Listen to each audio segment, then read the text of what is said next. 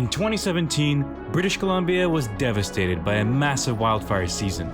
Over 1.2 million hectares of land were burned, and 65,000 people had to be evacuated. The entire town was ordered to evacuate. So when they finally arrived... And when 20 of the fires combined around the Chilcotin Plateau, they gave birth to the Plateau Complex Fire, which covered over 500,000 hectares on its own, and to this day remains BC's largest single wildfire on record.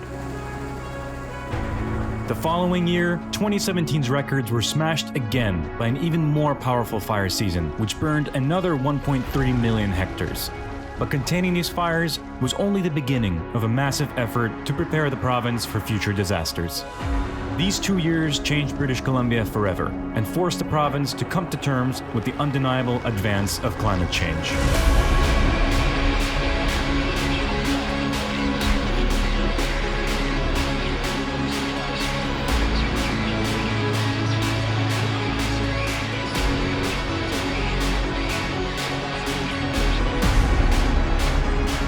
This is the story of what happens after the smoke clears and the news cycle moves on.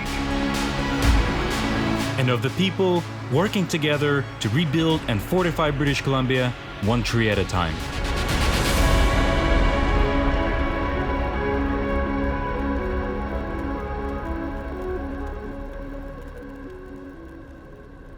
At the heart of British Columbia's vast wildfire-stricken Caribou region lies the small but important city of Quesnel. Located at the intersection of the Fraser and Quesnel rivers, the city is a key hub of the province's forestry industry and came dangerously close to evacuation during the 2018 wildfire season.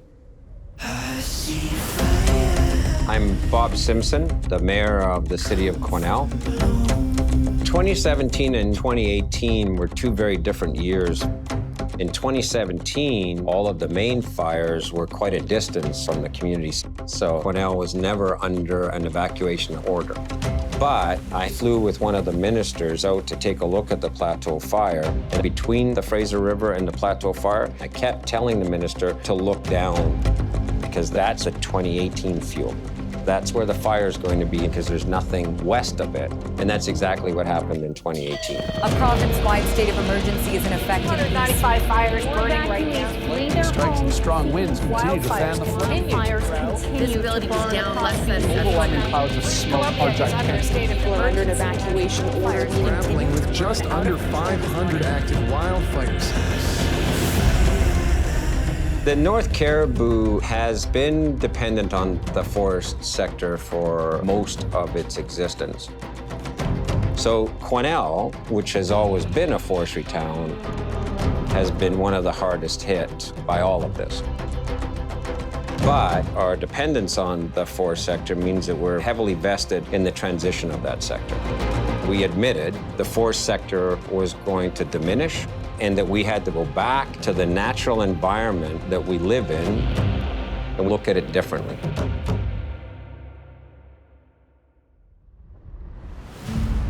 One of the things that we're curious about is the areas that are not regarded as commercial forest. Industry don't like them because they're preserving wood that they would like to get access to. So it's very hard to attract financing and resources. But if it's not healthy, then your timber harvesting land base isn't going to be healthy. My name's Leith McKenzie. I'm the manager of the Forest Carbon Initiative, which is a program launched in 2017 to figure out ways to utilize forests as a natural solution. We've seen lots of really big fires, so they've really provided a lot of work and opportunity for us to reforest in a different, more ecological approach. One of the ways the province aims to achieve this is by designating certain parts of the forest as old-growth management areas, or OGMAs, and setting them off-limits to industry to prioritize their restoration. We're looking to identify areas to get the biggest climate benefit possible. So we want to increase sequestration and to look for ways in forest management to avoid emissions. So if we don't have an ecologically resilient landscape that is adaptable to climate change, then the timber supply in our province is just going to get blown out. And we had pushback to our thinking. 2018 fires came, And a lot of those industry reps came and were saying, what was it you guys were talking about? People often think about old growth in terms of large trees that they've seen on Vancouver Island. But when you're in the Caribou, an older tree looks a lot different. We know that these forests need to be adapted to climate change, and these forests will be different in the future than they are right now.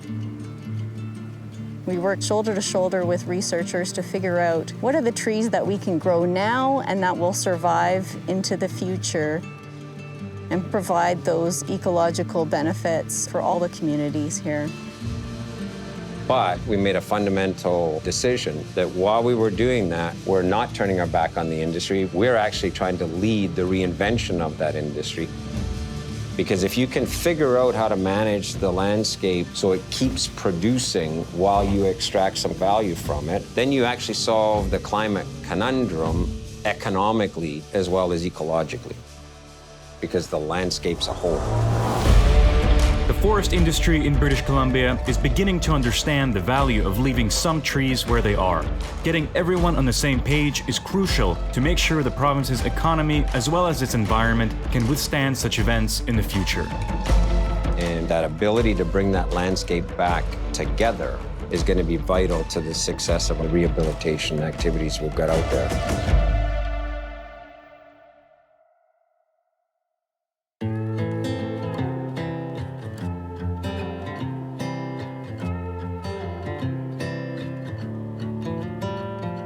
On the other side of the industry are those responsible for replanting harvested trees.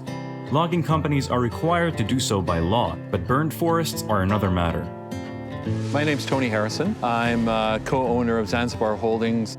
Zanzibar originally started 41 years ago planting trees. And over the last 20 years, we've diversified into more involved forest management. So we've been involved with the Forest Carbon Initiative throughout the Caribou. Through that process, we've developed a relationship with One Tree Planted to reforest areas that don't have funding. And these wildfire events created an opportunity to restructure the forest.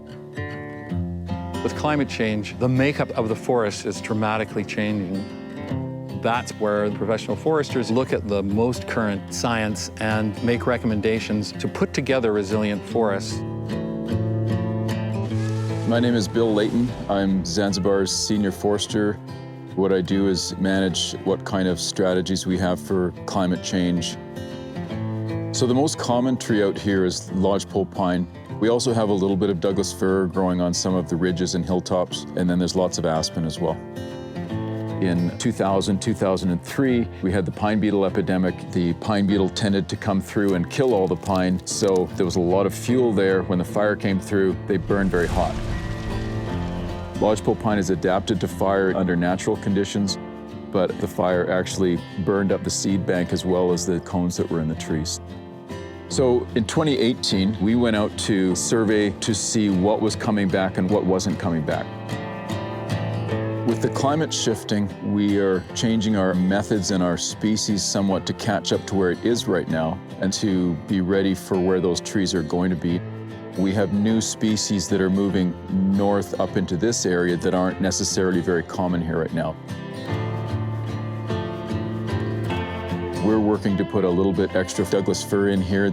There's species like larch, which we're also doing a little bit of, because as we go through time, it'll be adapted to the climate that is here. So those are some of the things that we're doing to plan for the future. All these trees don't come from nowhere, though. They are grown and cultivated en masse at nurseries across the province, which supply tree planting companies with the seedlings they need. My name is Brent Huizinga. I'm the nursery manager of PRT Quesnel, and we supply trees all over BC and into Alberta. We grow about 15 million trees a year. We sow the seeds into these styrofoam blocks where they germinate. And after germination, we thin them, we weed them, we baby them, take care of them until they're ready for lift. Then we have crews come in and we lift the trees, put them in boxes, and our summer trees get planted within a week of lift. Planting a tree and having it survive, as it turns out, is really complicated and needs a lot of different people involved. The other part of course, is identifying who owns what on the land. And part of that process is working with First Nations. Unfortunately, as with many major disasters, First Nations are often at the front line of the devastation, with entire communities being burned down in recent history. In the Cariboo, the Nasco First Nation endured some of the most dreadful damage in 2017. Well, One Tree Planted is involved in planting 4 million trees in the Cariboo, of which 1.6 are in the Nasco area. The Nasco band was the most impacted by the plateau fire. Here is where the fire kind of rolled to a stop, but the band has a lot of reserve land to the south of here, and a lot of that burned quite significantly. My name is Leah Stump, and I am the chief of the Nasco First Nation. We've had evacuation after evacuation, fires, and now most recently flooding. But we've been on these lands for time immemorial, and there's no better place to be than on our territory.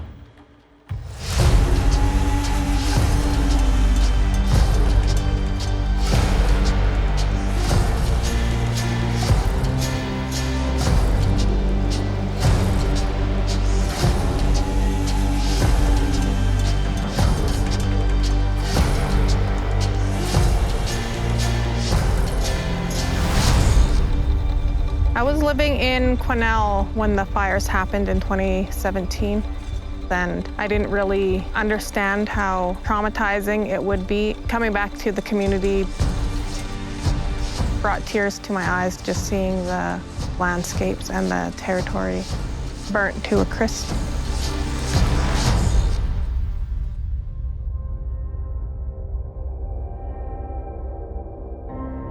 First Nations, by definition, have rights to things like atmospheric benefits in their traditional territory. We've pulled First Nations consultation and advice into different species mixes so that it fits everyone's needs. We're doing a lot of on-the-ground work with fire mitigation around the community. It's really important for us as a First Nation to be a part of that dialogue and have that input. Nasco is always going to be here. This is where I grew up. This is where I want my daughter to grow up, where we practice our cultures and traditions. And we're not going anywhere.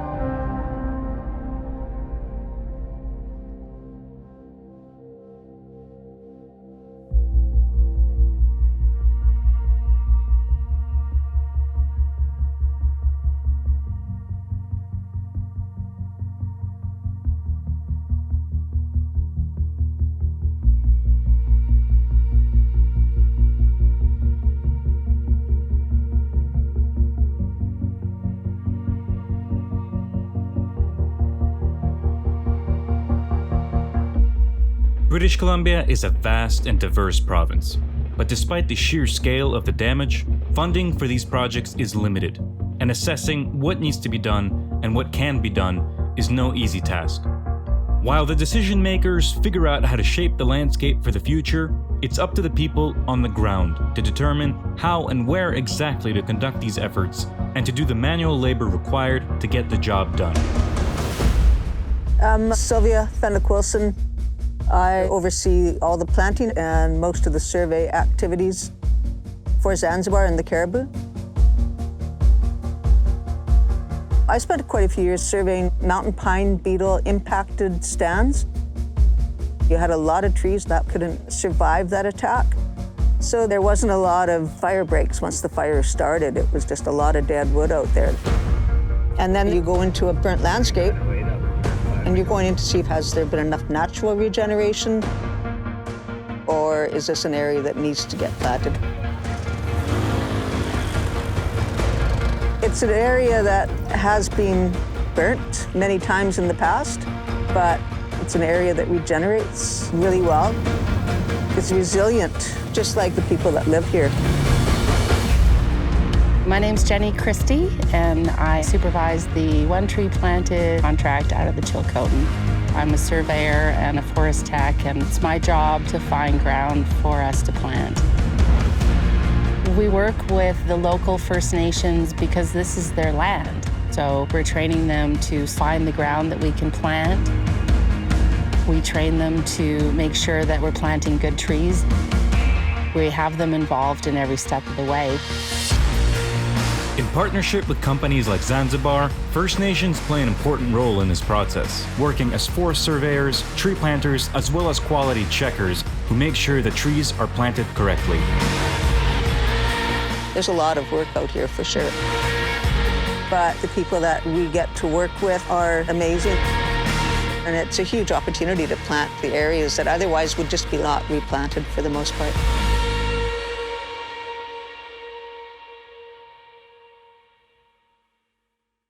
But before a single tree can be planted, the chosen sites need to be evaluated for safety and access. This is the job of Danger Tree Faller crews, a hardy bunch of daredevils which often also include members of First Nations. My name's Sean Artis. I'm the falling supervisor for Zanzibar Holdings. Our mission is to coordinate access and mitigate danger tree hazards. I feel privileged to be working on this land. And First Nations guys know this landscape inside out. So we rely on each other a lot. We're scouts. I'm Ernie Clement. I am with the Nasco carrier tribe. It's exciting and you get to see the countryside. It's good 11 hours every day. And working with Zanzibar is the best. Good friends all around. Yeah, it's a fun job. When these guys aren't busy fighting fires during the dry season, they're responsible for making sure that forest blocks or areas designated for planting can be reached by tree planters and any dangerous trees prone to collapse are out of the way. The first step is just a general safety assessment, so we determine what the level of hazard is. We're going to look at the quality of the roads, which are sometimes in very rough shape. Then we develop the access so that we can get ourselves in. And then we usually work in teams of 2, and a pair would fall somewhere between 200 and 400 trees per day.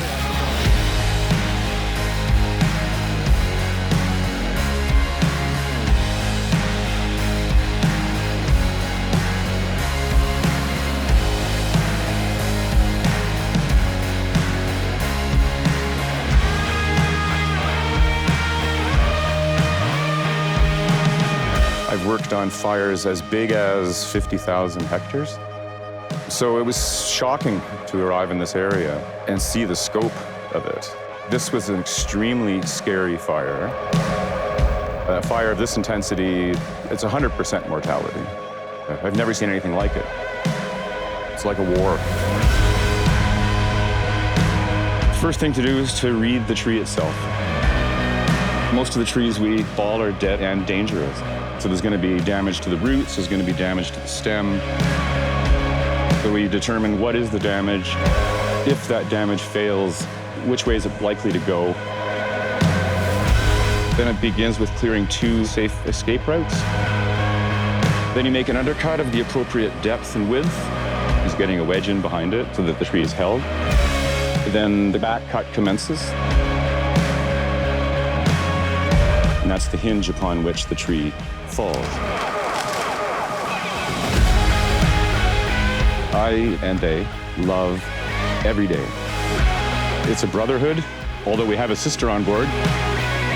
There's no room for egos, there's no room for pride, because if you're cocky, you're gonna get hurt. I love them.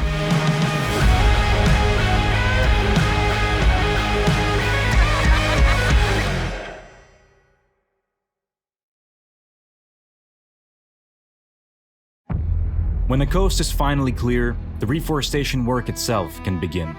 This is when tree planting crews arrive on site and start the arduous process of planting millions of trees by hand.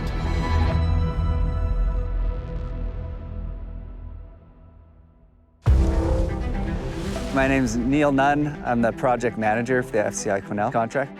I have been with Zanzibar for about 8 years and have foreman and supervised in many different capacities. For most of my career, I've been doing the traditional harvesting and replanting, but in the last few years, I've been getting more involved with planting the burn trees, and it's made my job more interesting and fun.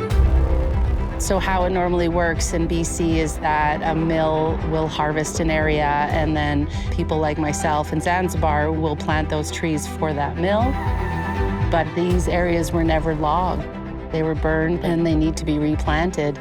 There's no other job that I would do in forestry because these trees will never be logged, and I get to see it from beginning to end. We work long days, so I wake up at 5:30 and get the crews ready to go. We load trees in the morning, have breakfast, and get people going in the right trucks. Sometimes I take 7 or 8 people into the field and manage them. We drop off trees and then make a plan. So yeah, it takes a lot of planning, especially with these burn blocks. 50% on the ground labor and 50% strategizing. So it takes a lot of labor and a lot of time. But planters tend to like this type of planting more because it's more of a challenge and it takes a little bit more experience. It's nice to be part of the restoration of these lands.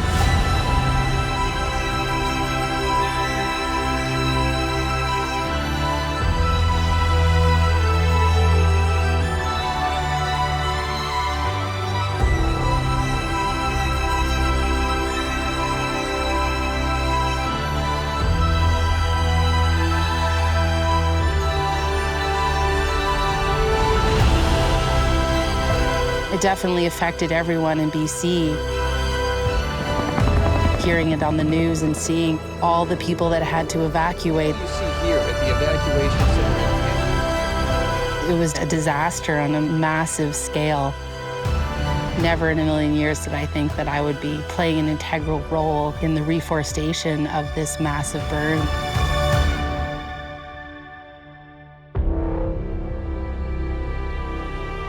It's the way of the future, and that's what I want to be involved in 100%.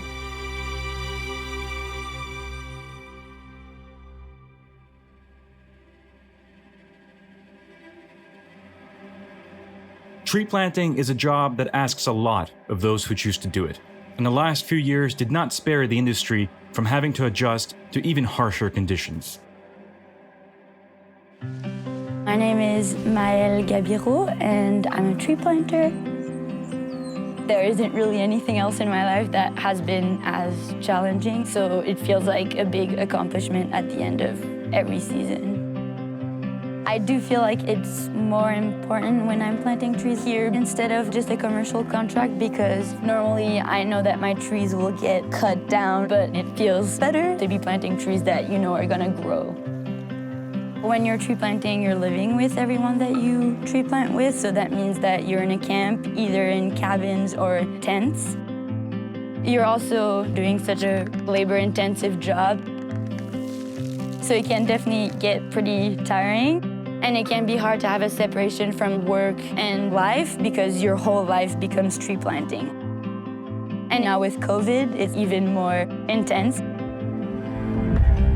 COVID has been an interesting challenge, but planters, by definition, are resilient.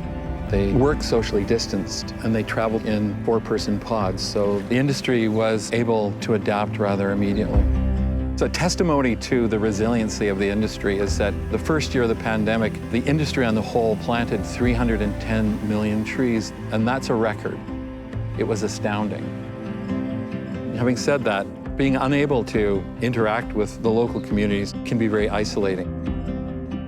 It has impacted a lot of people's mental health because before, on a day off, you could go to town, you could go visit your family if you had to, but now you don't get to do that. Sometimes you're on the block, you're really tired, you're planting really fast, and a lot of intense emotions come out. I'd never been that exhausted, but I just kept on doing it, and I'm really happy I did. Our business is about trees, but our success is about people. So we really work on listening to people's needs. And we tend to attract interesting, diverse people. British Columbia has not seen the last of its wildfires and other ecological disruptions. But with so many remarkable people dedicated to protecting and fortifying its wilderness, the province is in good hands.